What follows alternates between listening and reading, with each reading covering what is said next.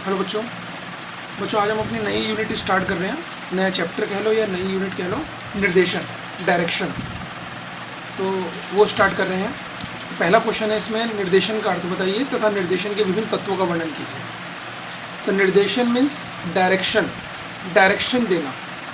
तो जिस तरह से एक पिक्चर को बनाने के लिए एक डायरेक्टर का रोल होता है, मतलब डायरेक्टर जिस तरह से एक उन्हीं कलाकारों की मदद से या तो बेकार पिक्चर भी बना सकता है या अच्छी पिक्चर भी बना सकता है, तो उसी प्रकार से एक संस्था में भी एक प्रबंधक अच्छी डायरेक्शन करके अपने कर्मचारियों से, अपने अधीनस्थों से अपनी फर्म को बढ़ाने के लिए, अपनी संस्था को बढ़ाने के लिए आवश्यक परिणाम प्राप्त कर सकता है। ये जो डिज़ायर्ड है, जो इच्छित परिणाम है, वो प्राप्त कर सकता है। तो जिस प्रकार से, जैसे मैंने एग्जांपल दिया कि जिस प्रकार से एक फ़िल्म के अंदर एक डायरेक्टर का रोल होता है, देखिए कोई भी आप फेमस से फेमस हीरो ले लीजिए, अगर केवल हीरो की वजह से ही या हीरोइन की या विलन की वजह से ही अगर सारी पिक्चरें हिट हो रही होती, तो एक हीरो की कोई भी फिल्म फ्लॉप होती ही नहीं, या हीरोइन की कोई भी फिल्म फ्लॉप होती ही नहीं। ये डायरेक्टर का रोल होता है। यानी कि सबसे पहली बात तो है कि मिला जुला सहयोग होता है, लेकिन सबसे बड़ा रोल जो होता है वो डायरेक्टर का होता है।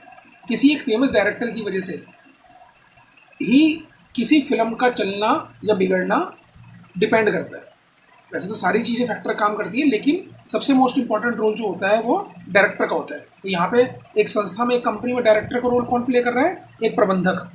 तो प्रबंधक ही है, वो अपने कर्मचारियों को, अपने अधीनस्थों को क्या करता है? उनकी समस्याओं को सुनता है, उनको मोटिवेट करता है, उनकी प्रॉब्लम को सुन करके उनका सुझाव देता है, उनको मार्गदर्शन करता है, उनको निर्देश देता है कि क्या काम करना चाहिए। उनके कामों को देखता रहता है, अगर ज़रा सी भी कोई कमी होती है तो उन्हें समझाता है, और उसके साथ साथ उन्हें संदेश देता है, उनके विचारों को सुनता है, उनकी समस्याओं को सुन करके उन्हें उनका समझ लो सॉल्यूशन देता है, उनके सुझावों को सुनता है, उनके सुझावों के हिसाब से कंपनी के निर्णयों को बदलने की कोशिश करता है, और सुझावों का आदान प्रदान करना, उन्हें अभिप्रेरित करना, मोटिवेट करना कि देखो आप इस प्रकार से काम करो तो अच्छे परिणाम आएंगे, आपकी इतनी अच्छी एबिलिटी है। तो इन सब कार्यों को करने के लिए जब प्रबंधक आगे बढ़ता है तो इस काम को क्या कहते हैं हम? निर्देशन। तो निर्देशन खाली एक अकेला काम नहीं है। निर्देशन के अंतर्गत तीन से लेकर 4 काम इंपॉर्टेंट आते हैं। उन्हीं चीज़ों को हम कहते हैं निर्देशन के विभिन्न तत्व। तो निर्देशन का जब भी कभी कोई टॉपिक आए तो अपने माइंड में आप वो रखिएगा, फिल्म डायरेक्शन वाला। तो फिल्म का जो डायरेक्टर है, उस जैसा उसका रोल होता है, जैसा उसका काम होता है, उसी प्रकार से एक संस्था में एक प्रबंधक का भी काम होता है। तो प्रबंधक निर्देशक की तरह से काम करता है, डायरेक्टर की तरह से काम करता है। तो डायरेक्शन देते टाइम उसको क्या क्या काम निपटाने पड़ते हैं?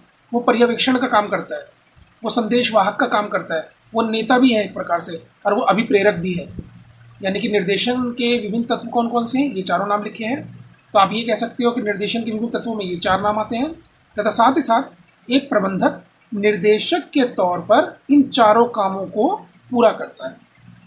जब प्रबंधक एक निर्देशक का काम करता है तो उसको पर्यवेक्षण भी करना होता है, उसको संदेश भी देने हैं, आदान प्रदान करना है संदेशों का अपने अधीनस्थों से। अधीनस्थ मतलब जो एम्प्लॉई हैं, उनका नेता भी बन करके उनके लिए एग्जाम्पल सेट करना है, उनको अभिप्रेरित भी करना है, उनको मोटिवेट भी करना है। तो निर्देशन का अर्थ मैंने बता दिया यहाँ पर, साथ ही साथ इसके विभिन्न तत्व बता दिए। इन तत्वों के बारे में ज़्यादा अभी डिटेल में इसलिए बात नहीं कर रही क्योंकि इनके ऊपर एक एक सेपरेट क्वेश्चन बना हुआ है।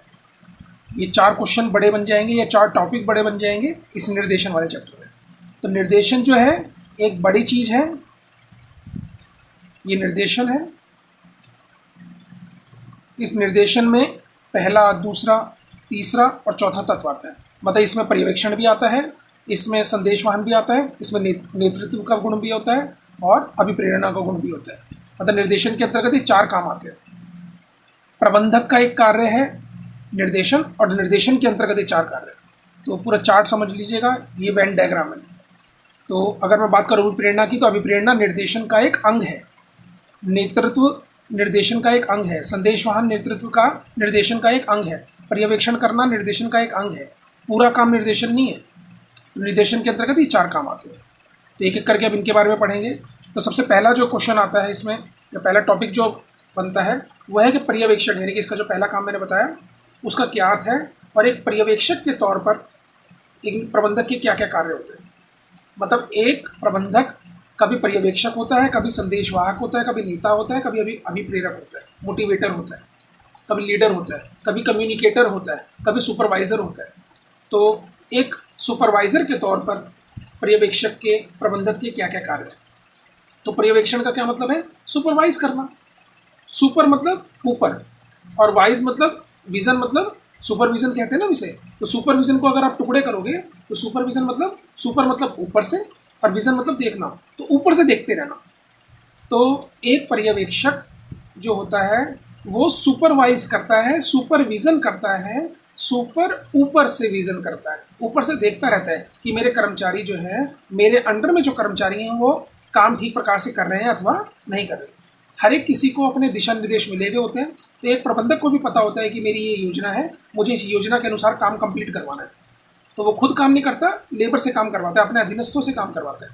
एक टॉप मोस्ट जो प्रबंधक है या टॉप लेवल का जो प्रबंधक है वो अपने मिडिल लेवल वाले लोगों से काम करवाता है। मिडिल लेवल वाले होते हैं वो लो लेवल वाले लोगों से काम करवाते हैं, लो लेवल वाले कर्मचारियों से काम करवाते हैं।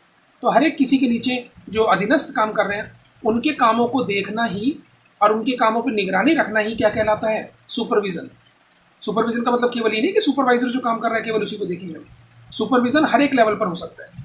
एक टॉप लेवल वाला मिडिल लेवल वाले लोगों का सुपरवाइज करता है, उन्हें। मिडिल लेवल वाले लो लेवल वाले लोगों को सुपरवाइज करते हैं, और लो लेवल वाले प्लेटफॉर्म एरिया पर काम करने वाले कर्मचारियों को सुपरवाइज करते हैं। तो अपने अधीनस्थों के काम पर दृष्टि रखना ही पर्यवेक्षण कहलाता है। अपने अधीनस्थ कोई भी जो हमारे अंडर में काम कर रहे हैं उनके कामों को देखना, उनके कामों पर दृष्टि रखना, हर चीज़ पर टोका टाकी नहीं करना, बस उनके कामों को देखना कि वो कर क्या रहे हैं। तो अपने अधीनस्थों के कामों पर दृष्टि रखना ही पर्यवेक्षण कहलाता है। अर्थात इसके अंतर्गत अपने अधीनस्थ कर्मचारियों के काम की जांच पड़ताल करते रहना तथा उनका मार्गदर्शन करना शामिल है। अगर उनके कामों को देखते रहेंगे, अगर काम योजना के अनुसार चल रहा है तो ठीक है, अगर कोई भी प्रॉब्लम आ रही है तो उनको समझाना, अपने अधीनस्थों को समझाना कि देखो भी आप यहाँ पे गलती कर रहे हो, उनका मार्गदर्शन करना। तो इन सब चीज़ों को क्या कहते हैं हम? सुपरविज़न, पर्यवेक्षण करना। अब पर्यवेक्षण के कार्य क्या है? ये कंट्रोल में सहायता देता है कि जो संस्था जो है, संस्था में कंट्रोल बना रहे, किसी प्रकार का अनुशासन भंग ना हो। जब सारे कामों को योजना के अनुसार ही चलता रहेगा तो ऐसी अवस्था में नियंत्रण अपना भी रहेगा फर्म के अंदर। और जब संस्था में अनुशासन बना रहेगा, योजना के अनुसार काम होगा, तो संसाधनों का कुशलतम उपयोग भी हो पाएगा। भाई फैक्ट्री के अंदर अगर लड़ाई झगड़ा नहीं होगा, योजना के अनुसार काम हो रहा है, जो हमने मापदंड निर्धारित कर रखे हैं, जो स्टैंडर्ड बना रखे हैं उनके हिसाब से काम होगा, और अगर कोई प्रॉब्लम आ रही है तो उनका सुपरविज़न हो रहा है, उनका मार्गदर्शन हो रहा है, तो ऐसी अवस्था में मशीन जितने समय चलनी चाहिए उतने समय ही चलेगी, लेबर जितने समय काम करनी चाहिए उतने समय ही काम करेगी। किसी प्रकार का ना तो लेबर का टाइम वेस्ट होगा, ना ही मशीनरी का मिसयूज़ होगा, ना ही संसाधन टूट फूट होगी, ना ही कच्चे माल खराब होगा। तो ऐसी अवस्था में जितने भी संसाधन हैं उनका कुशलतम उपयोग संभव हो पाता है। ये पर्यवेक्षक के कार्य है। नेक्स्ट है अनुशासन बनाए रखना। ये मैं आपको ऑलरेडी बता ही चुका हूँ कि अनुशासन बना रहेगा तो नियंत्रण अपना भी रहेगा। संदेशवाहन में सुधार करना, बार बार सुपरवाइज करके एक प्रबंधक ये निर्धारित करता है कि संदेशवाहन अच्छे बने रहें। संदेशवाहन का मतलब है विचारों का आदान प्रदान, संदेशों का आदान प्रदान। तो जो दिशा निर्देश हैं या फिर समझ लो निर्णय है, निर्णय प्रबंधक कर्मचारियों तक या अधीनस्थों तक पहुंचाता है और उनके सुझावों को खुद अपने पास लेकर के आता है और टॉप ऑर्डर को पहुंचा देता है। तो अगर सपोज मिडिल लेवल का प्रबंधक है तो वो पर्यवेक्षण कैसे करेगा? संदेशवाहन कैसे करेगा? संदेशवाहन के माध्यम से वो टॉप लेवल वाले जो आदेश आए हैं उनको निम्न स्तरीय प्रबंधकों तक पहुंचाता है, और निम्न स्तरीय प्रबंधकों से जो भी सुझाव या जो भी परेशानियां आई हुई हैं उनको टॉप ऑर्डर तक पहुंचाते हैं। तो इस प्रकार से ये संदेशवाहन करता है और अपने काम को और ज़्यादा सुपरवाइज करके और ज़्यादा संदेशवाहन को सुधारता रहता है। अभी प्रेरणा में भी इसी प्रकार से सुधार किया जाता है। अपने अधीनस्थों की जो प्रॉब्लम है उनको समझना, उनको मोटिवेट करना कि देखो तुम्हारे में इतनी एबिलिटी, तुम अच्छा काम कर सकते हो। अगर कोई कर्मचारी केवल 60% लेवल पर काम कर रहा है, 70% एफिशिएंसी पर काम कर रहा है, तो उसको और ज़्यादा मोटिवेट किया जाता है। देखो अगर आप और अच्छा काम करोगे तो आपकी कमीशन बढ़ाई जाएगी, आपको सैलरी के साथ साथ आपको फ्री में घर भी दे दिया जाएगा, आपको आने जाने का जो ट्रैवलिंग अलाउंस है वो बढ़ा दिया जाएगा, आपकी कमीशन 1% से बढ़ाकर 2% कर दी जाएगी, आपकी सैलरी का इंक्रीमेंट कर दिया जाएगा, आपका प्रमोशन कर दिया जाएगा। तो ये क्या है? अभिप्रेरणा। तो अभिप्रेरणा को और ज़्यादा सुधारने का काम भी किसका है? पर्यवेक्षक।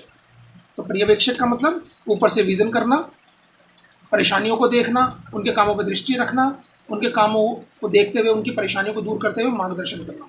और काम में क्या क्या बताया पर्यवेक्षक के कार्य? कंट्रोल बनाए रखना, अनुशासन बनाए रखना, साधनों का कुशलतम उपयोग निर्धारित करना और संदेशवाहन और अभिप्रेरणा में सुधार। नेक्स्ट क्वेश्चन है, नेतृत्व का क्या अर्थ है? लीडरशिप, इसका क्या अर्थ है और इसकी विभिन्न शैलियों का वर्णन कीजिए। तो लीडरशिप मतलब एक लीडर की तरह से काम करना। जैसे क्लास के अंदर भी आप देखते हो तो मॉनिटर होता है, वो एक लीडर की तरह से काम करता है। तो अपने खुद को इस प्रकार से शो करना कि संस्था में जितने भी लोग हैं वो आपका अनुसरण करें, आपकी तरह बनना चाहें। तो जिस तरह से मुकेश अंबानी रिलायंस कंपनी का लीडर है, तो उसको देखते हुए जो वहाँ बाकी के प्रबंधक हैं, बाकी के जो डायरेक्टर्स हैं, उनमें भी एक मोटिवेशन आता है कि हम भी उसकी तरह से बने। और लीडर जो होता है वो इस प्रकार से काम करता है या अपने आप को इस प्रकार से प्रदर्शित करता है, अपने क्रियाकलापों से इस प्रकार से एग्जाम्पल सेट करता है कि बाकी के लोग भी उसका अनुसरण करना चाहते हैं। तो अच्छा लीडर हमेशा अपने आप को इस प्रकार से शो करेगा ताकि बाकी लोग प्रभावित हों और उसकी तरह से बनने की कोशिश करें। जब उसकी तरह से बनने की कोशिश करेंगे तो ऑफकोर्स काम अच्छा निकल करके आएगा ही आएगा। तो लीडरशिप का मतलब आप खुद ही समझ सकते हो, लीडर होना। तो लीडर के तौर पर लीड करना वो नेतृत्व का मतलब है। तो इसका अभिप्राय है कि अपने अधीनस्थों के काम को, उनकी सोच को इस प्रकार से प्रभावित करना ताकि जो संस्था के निर्धारित लक्ष्य हैं उन्हें प्राप्त किया जा सके, ताकि इच्छित परिणाम प्राप्त किया जा सके।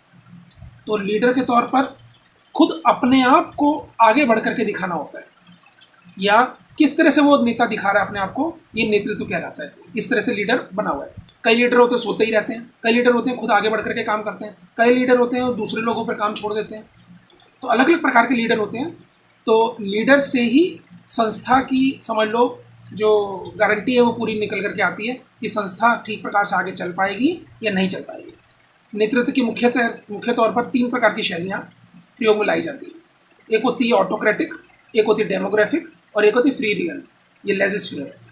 तो इन तीनों के बारे में एक एक सेपरेट क्वेश्चन बना हुआ है, उनके बारे में बात करेंगे हम नेक्स्ट क्लास में।